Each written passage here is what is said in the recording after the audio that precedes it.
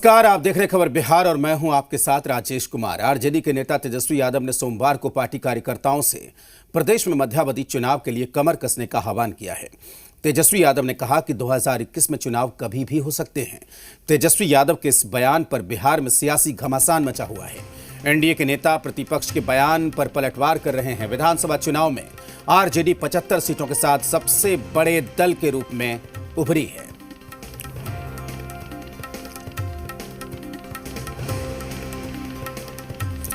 तो मध्यावधि चुनाव के लिए तैयार रहने को कहा है तेजस्वी यादव ने अपने कार्यकर्ताओं को, और ये कहा है कि आप चुनाव के लिए तैयार रहिए, चुनाव अगले साल भी हो सकते हैं। और इस पर सुशील मोदी ने कहा है कि आरजेडी लोकतंत्र पर भरोसा नहीं करती।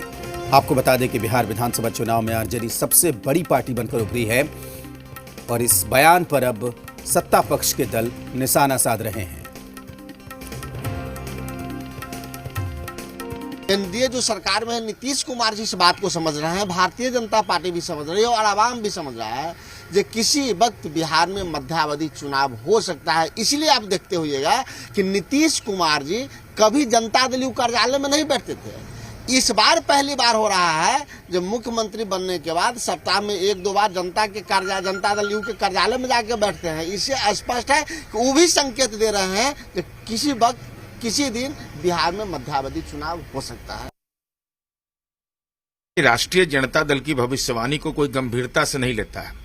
अब तो न्यायपालिका के प्रक्षेत्र में कोई व्यक्ति हो, जेल की सलाखों के अंदर में सजा याफ्ता हो, उनके बारे में तिथि निर्धारित कर दिया था। सरकार बनाने का दावा किया था, उसमें चारों खाने चित। 2019 के लोकसभा चुनाव में जीत का दावा किया था, चारों खाने चित। इनकी सारी भविष्यवाणियां जो है, जैसे राजनीति में प्रवासी होते हैं वैसी प्रवासी भविष्यवाणी। पहले कांग्रेस और आरजेडी ये तो तय कर ले कि साथ लड़ेंगे कि अलग अलग लड़ेंगे। और दूसरी बात हम बता दें कि इस प्रश्न का माकूल जवाब आदरणीय जीतन राम मांझी जी ने दे दिया है।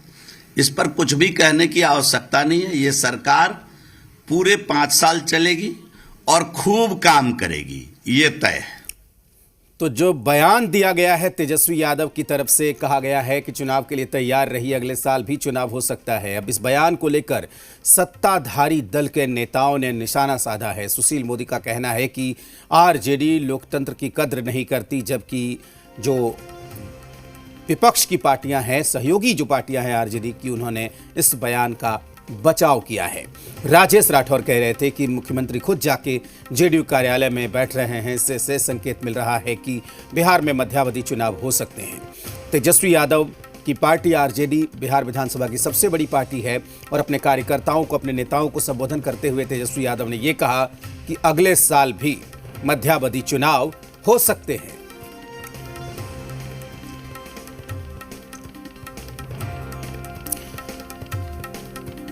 तो फिलहाल बिहार की सियासत में मध्यावधि चुनाव को लेकर महाभारत मची हुई है। आपको बता दें कि अभी नई सरकार का गठन हुआ है, मंत्रिमंडल विस्तार भी नहीं हुआ है, कैबिनेट की महज 2 बैठकें हुई है। लेकिन उससे पहले ही तेजस्वी यादव, नेता प्रतिपक्ष बिहार, उन्होंने चुनाव की भविष्यवाणी करनी शुरू कर दी है। जी मीडिया संवाददाता रुपेंद्र श्रीवास्तव इस वक्त हमारे साथ जुड़े हुए हैं। रुपेंद्र, नई सरकार बनी है, दोनों डिप्टी सीएम दिल्ली आए हुए हैं राष्ट्रपति से मिलने, केंद्रीय मंत्रियों से मिलने, कैबिनेट का विस्तार नहीं हुआ है, 2 कैबिनेट की मीटिंग हुई है, लेकिन अभी से ही चुनाव की भविष्यवाणी करने लगे नेता विपक्ष।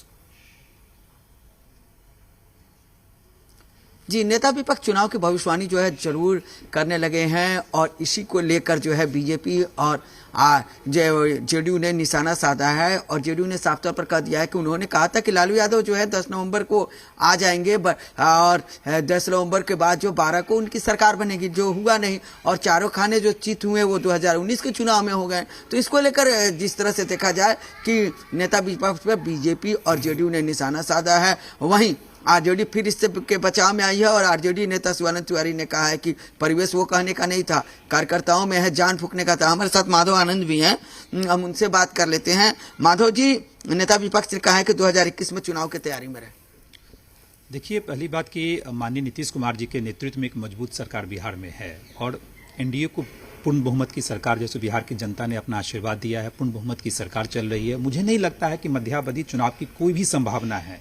जो प्रतिपक्ष के नेता तेजस्वी यादव जी हैं, जो उन्होंने कल बयान दिया होगा, मुझे लगता है कार्यकर्ताओं का मनोबल बढ़ाने के लिए दिया होगा, क्योंकि उनकी हार हुई है, सरकार नहीं बना पाए, सत्ता में नहीं आ पाए, तो कार्यकर्ताओं को मनोबल को ऊंचा रखने के लिए उन्होंने इस तरह का बयान दिया है। नीतीश कुमार जी के नेतृत्व में एक स्ट्रांग सरकार है, विकास के राह पे बिहार बढ़ रहा है, और मुझे लगता है आने वाले जो 4 साल 5 साल हैं उसमें बिहार जो है सो विकास में एक नया इतिहास रचने का काम करेगा। तो अब देख सकते हैं राजेश, उस पार्टी के नेता बोल रहे हैं आरएलएसपी जो विपक्ष में चुनाव लड़ी थी, आरएलएसपी जो विपक्ष में है, और उसके पार्टी के नेता जो है माधव आनंद ये बोल रहे हैं कि नीतीश कुमार के नेतृत्व में बिहार में अच्छी से सरकार चल रही है, और नेता विपक्ष जो है अपने कार्यकर्ताओं को जो है मनोबल को बढ़ाने के लिए, अपने कार्यकर्ताओं में जान फूंकने के लिए कहा था। तो एक तरह से देखा जाए कि जो दावे जो हो रहे हैं एनडीए की तरफ से, वो दावे जो हैं विपक्ष के भी कुछ जो पार्टियां हैं, नेता हैं, उसको मान रहे हैं। जी बिल्कुल, माधव आनंद आपके साथ जुड़े हुए हैं। रुपेंद्र, जरा ये भी उनसे पूछ लीजिए कि फिलहाल आरएलएसपी को हम किधर माने, पक्ष में माने या विपक्ष में माने? माधव जी, आरएलएसपी को किधर माना जाए, पक्ष में माना जाए या विपक्ष में?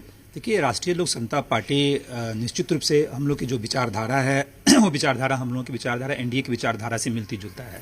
और माननीय उपेंद्र कुशवाहा जी पहले भी केंद्र में मंत्री रहे हैं, माननीय मोदी जी की जो पहली सरकार थी उसमें मंत्री रहे हैं, और निश्चित रूप से बिहार के लोगों की एक मन में कहीं आशा की भी किरण है कि हम लोग पुनः एनडीए की तरफ वापसी करें। बाकी पार्टी है, हर पार्टी की अपनी एक अलग नीति होती है, राष्ट्रीय अध्यक्ष जी अधिकृत हैं, राष्ट्रीय अध्यक्ष जी को निर्णय लेना है कि आगे का रास्ता क्या होगा। लेकिन इतनी बात तो जरूर है कि हम लोग की विचारधारा एनडीए की विचारधारा से मिलता जुलता है, और चाहती है बिहार की जनता कि भाई लव कुश जो है एक साथ पुनः आवे।